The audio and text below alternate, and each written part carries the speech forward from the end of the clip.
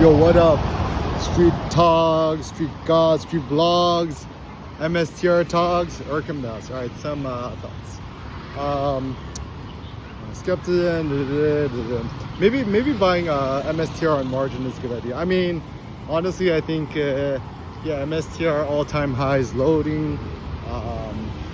And in terms of all the stocks out there, like America-based, right? It's like insanely obvious that MSTR strategy is going to be the next ultra mega behemoth. And he just did a good interview on Bloomberg with the Katie girl, right? And at this point, the tides have shifted. It's not like disbelief no more. It's more like people just want clarification. Even the dude who, the bald dude who once bought Bitcoin for like $800 a Bitcoin, spent it all. Everyone's kind of knowing that Bitcoin is the way now. Even that Katie girl. And I think the way that we should take it into account then is knowing that strategy is the way, and already they've given birth to at least 4 financial products, right? And my hot take is, certainly within the next 20 years, you're gonna see like almost a single fixed income product for any single type of market possible. Like essentially Bitcoin fixes everything.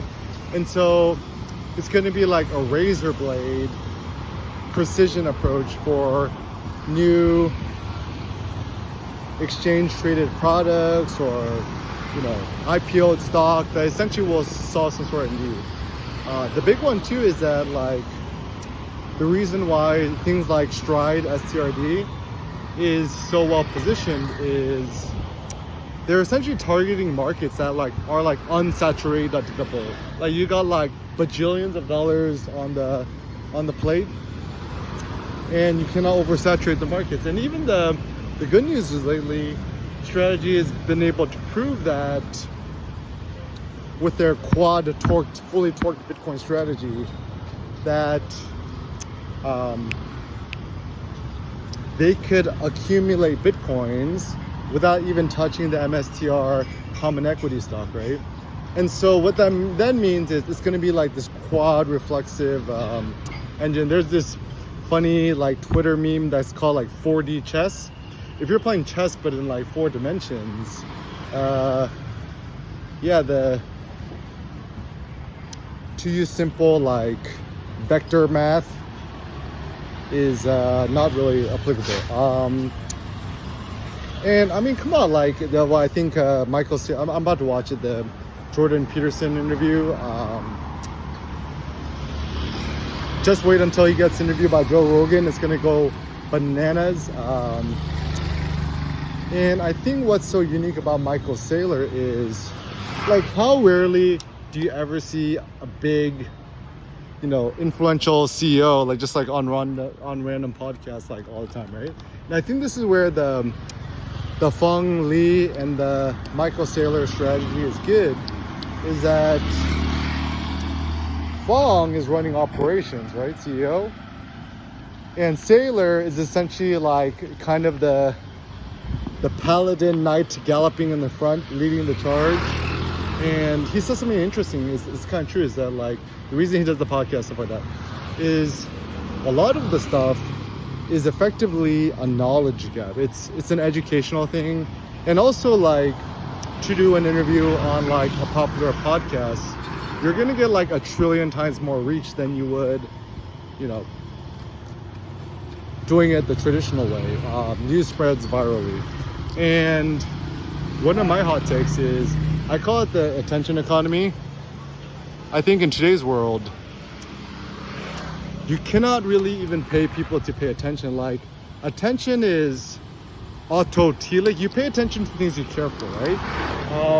So any and every single Michael Saylor interview that comes out, I watch religiously.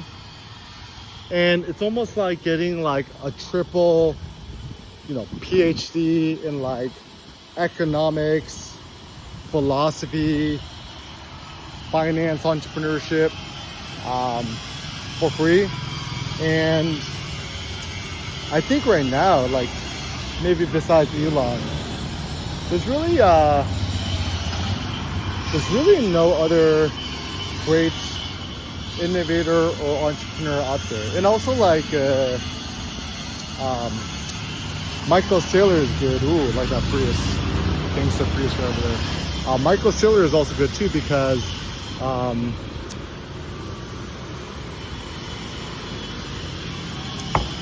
he's like laser focused on Bitcoin, and as a consequence, that becomes his Archimedes lever where he can make 1,000x more impact rather than Elon, who's running like 10 different companies. And I think Elon is like almost like superhuman at this point. But then the problem then is Grok will never be better than ChatGPT because, you know, if the entrepreneur is not focusing 1,000% of their energy on one thing, yeah, it's difficult. Also, like what's kind of interesting too with Saylor, he's almost like a Catholic priest, monk, pope who's leading the charge because he has no kids, no other obligations. So that means that he could stay up until whatever time focusing on Bitcoin and strategy.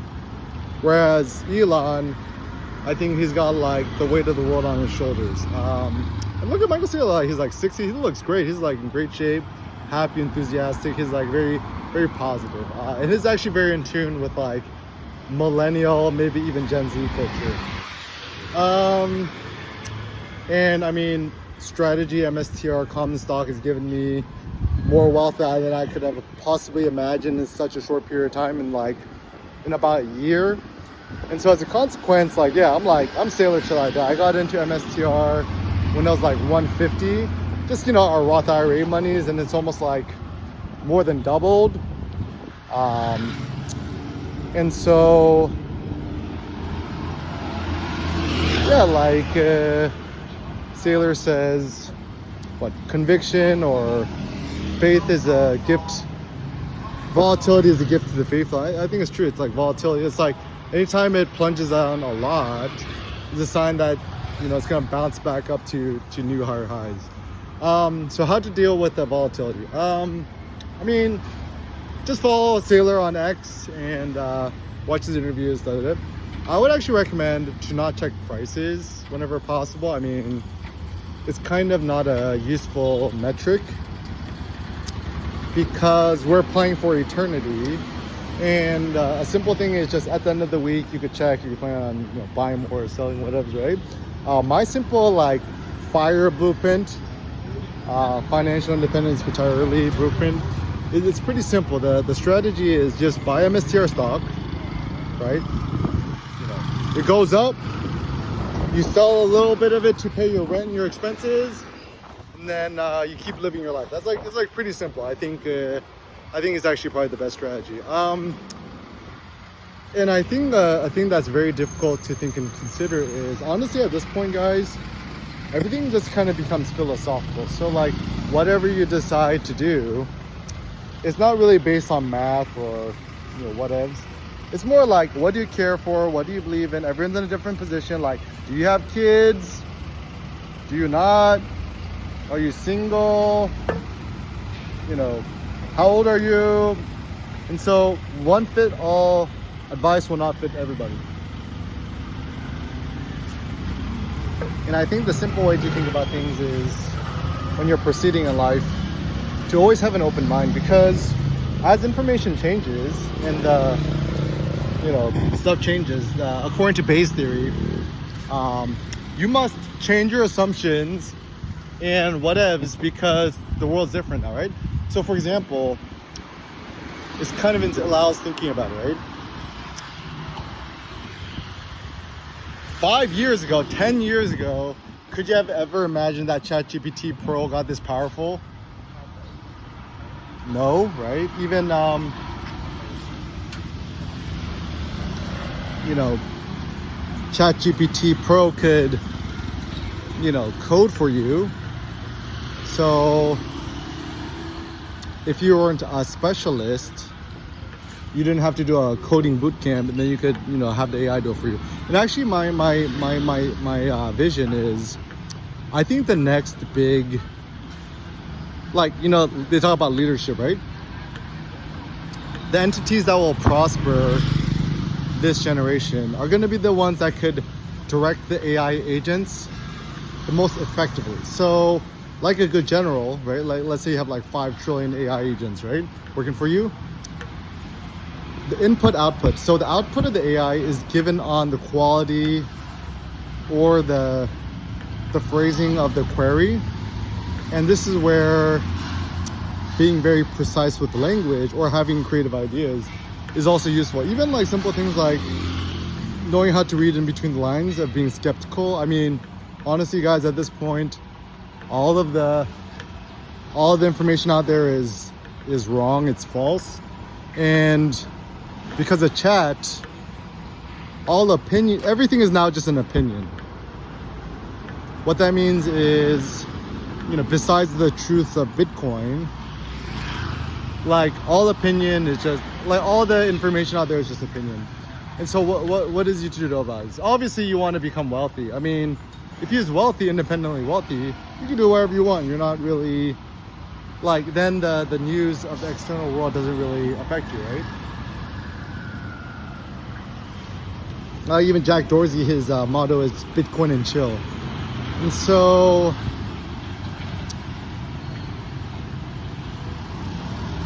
you want to put yourself in a financial position where you have a big moat, a big buffer, in which you're not strong-armed to doing nothing that you don't want to do or you don't care for. And as a consequence, then this is where the real innovation and entrepreneurship could happen. I think the more you care for superficial news, the more you will falter. And what is the opposite of thriving? Wilting, right? Yeah, and everyone and I was actually thinking about the big downside of being in America or living in America is actually there's just too many distractions. Like, you know, being here in Phnom Penh, at least it's much more like calm and quiet. Yeah, so if you want to zen out, just leave the States for now, right? I mean, keep paying your taxes, but no, be strategic, right? Like, if global unrest is at home, it makes sense to dip out for small periods of time. And honestly, I think my principle is nowhere is forever. Even if you found paradise, Phnom Penh, the goal is not to find paradise. It's more like to, given on circumstances, to best strategically place yourself in locations that best suits you for a certain position, right? Like, I'm even thinking about starting like Bitcoin treasury company, bridging South Korean capital with Americans. I call it Gilpole Capital. If you want to get your feet wet, just email me, eric@erickim.com. I'm starting an open source army. And yeah, essentially all the rules are out the roof. Oh, also the new ChatGPT 03 Pro just came out, available for pro users. Okay, I might be the second person after Sailor. I done maxed out the deep research mode because I ran it like 100 times yesterday. So it's probably a sign that we're onto something good. But anyways, never stop innovating, never stop thinking, and just keep sharing your thoughts.